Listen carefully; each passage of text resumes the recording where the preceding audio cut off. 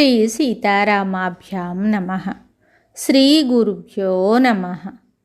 శ్రీమద్ వాల్మీకి రామాయణము బాలకాండము మొదటి సర్గము. సంక్షిప్త రామాయణము. నారదుడు వాల్మీకి మహర్షికి రామాయణమును సంక్షిప్తముగా తెలుపుట. తపశ్శీలుడును వేదాధ్యయన నిరతుడును వాక్చతురులలో అగ్రేసరుడును మునిశేఖరుడును అయిన నారదుని గొప్ప తపస్వి అయిన వాల్మీకి మహర్షి జిజ్ఞాసతో ఇలా ప్రశ్నించాడు. ఓ మహర్షి, సకల సద్గుణ సంపన్నుడును ఎట్టి విపత్కర పరిస్థితులలోనూ తొణకనివాడును సామాన్య విశేష ధర్మములను ఎరిగినవాడును శరణాగత వత్సలుడును ఎట్టి క్లిష్ట పరిస్థితులయందును ఆడి తప్పనివాడును నిశ్చలమైన సంకల్పము కలవాడును అగు పురుషుడు ఇప్పుడు ఈ భూమండలమున ఎవడు?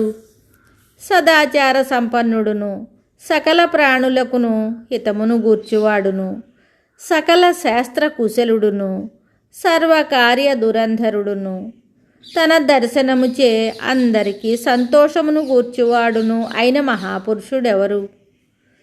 ధైర్యశాలియు క్రోధమును జయించినవాడును శోభలతో విలసిల్లువాడును ఎవరిపైనను అసూయ లేనివాడును రణరంగమున కుపితుడైనచో దేవాసురులను సైతము భయకంపితులను చేయువాడును అగు మహాపురుషుడు ఎవరు?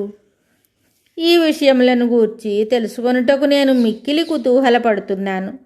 ఓ మహర్షి, మీరు సర్వజ్ఞులు. ఇట్టి మహాపురుషుని గురించి తెలుపగల సమర్థులు మీరే. త్రిలోకజ్ఞుడైన నారదుడు వాల్మీకి పలుకులను ఆలకించి ఎంతో సంతోషించాడు. తరువాత అతడు, ఓ మహర్షి, సరే వినుము అని వాల్మీకితోటి ఇలా చెప్తున్నాడు. ఓ ముని, నీవు ప్రస్తుతించిన బహువిధములైన ఆ ఉదాత్త గుణములు ఒక్కరి అందే కుదురుకొని ఉండుట సాధారణముగా దుర్లభము. అయినను స్మృతికి తెచ్చుకొని అట్టి గుణములు గల ఉత్తమ పురుషుని గురించి తెలిపెదను వినుము. ఇక్ష్వాకు వంశము మిక్కిలి వాసిగాంచింది. లోకోత్తర పురుషుడైన శ్రీరాముడు అవతరించి ఎంతయు జగత్ప్రసిద్ధుడయ్యాడు.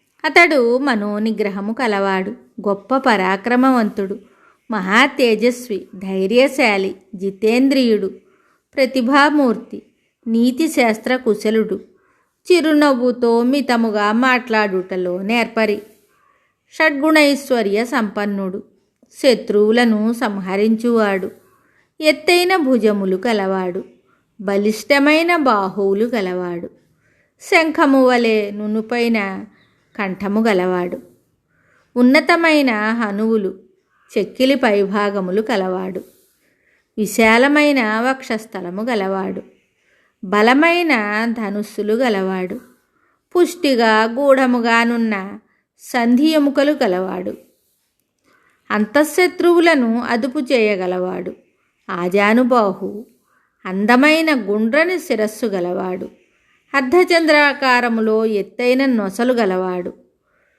గజాదులకు వలె గంభీరమైన నడక గలవాడు.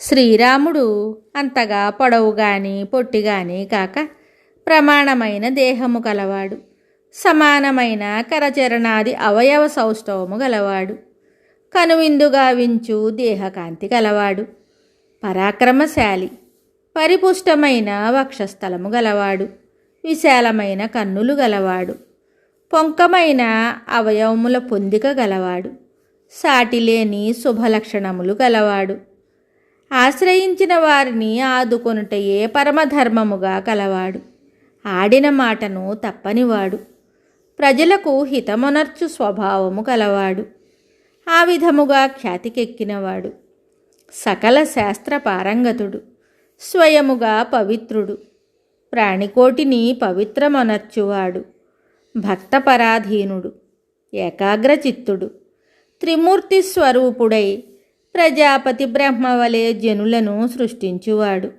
విష్ణువు వలె అఖండైశ్వర్య సంపన్నుడై పోషించువాడు, సాధుపురుషులను బాధించువారిని పరిమార్చుటలో హరుని వంటివాడు, స్వపర భేదములు లేక అందరినీ రక్షించువాడు, ధర్మమును స్వయముగా ఆచరించుచు లోకులచే ఆచరింపజేస్తూ దానిని కాపాడువాడు.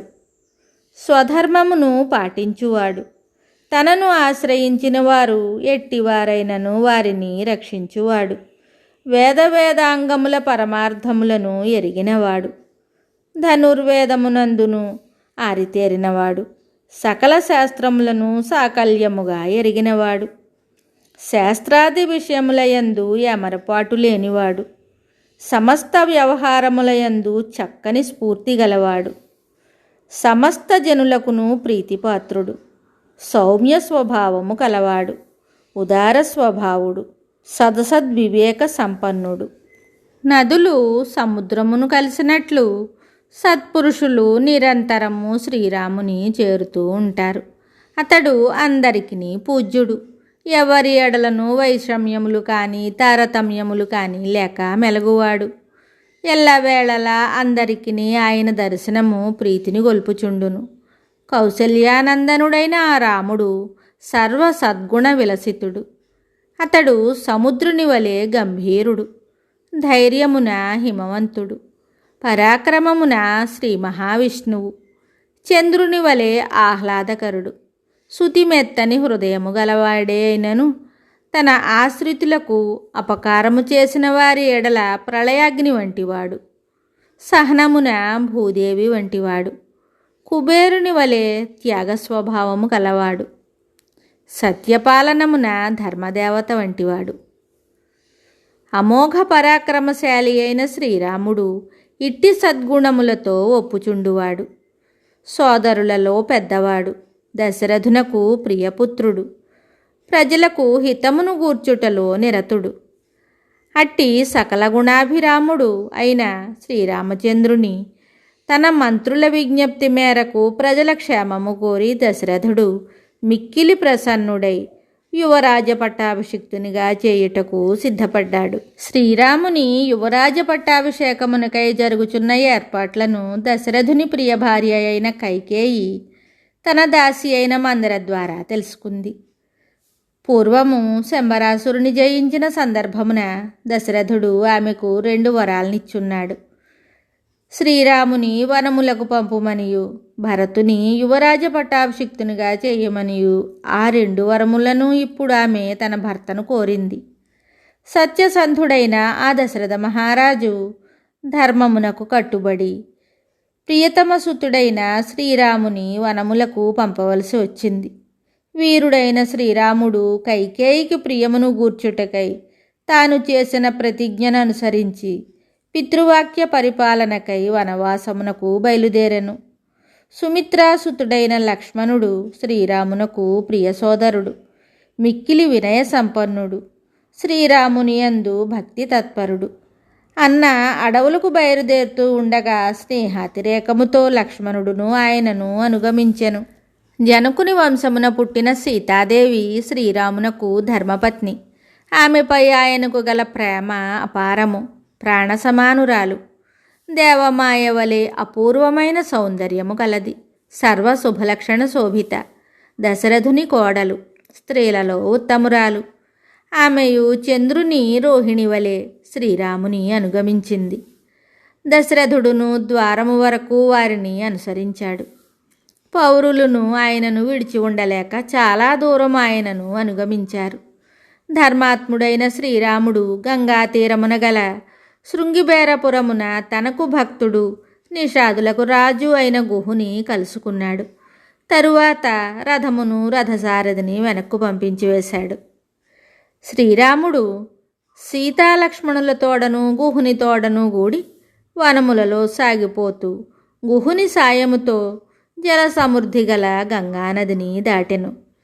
తరువాత భరద్వాజ మహర్షి ఆదేశమును అనుసరించి సీతారామ లక్ష్మణులు మందాకిని నదీ తీరమున గల చిత్రకూటమునకు చేరారు. అక్కడ చక్కని పర్ణశాలను నిర్మించుకొని ఆ ముగ్గురును దేవగంధర్వ సదృశులై సుఖముగా ప్రశాంతంగా నివసించసాగారు. మిగతా కథ తరువాయి భాగంలో తెలుసుకుందాము. శుభం.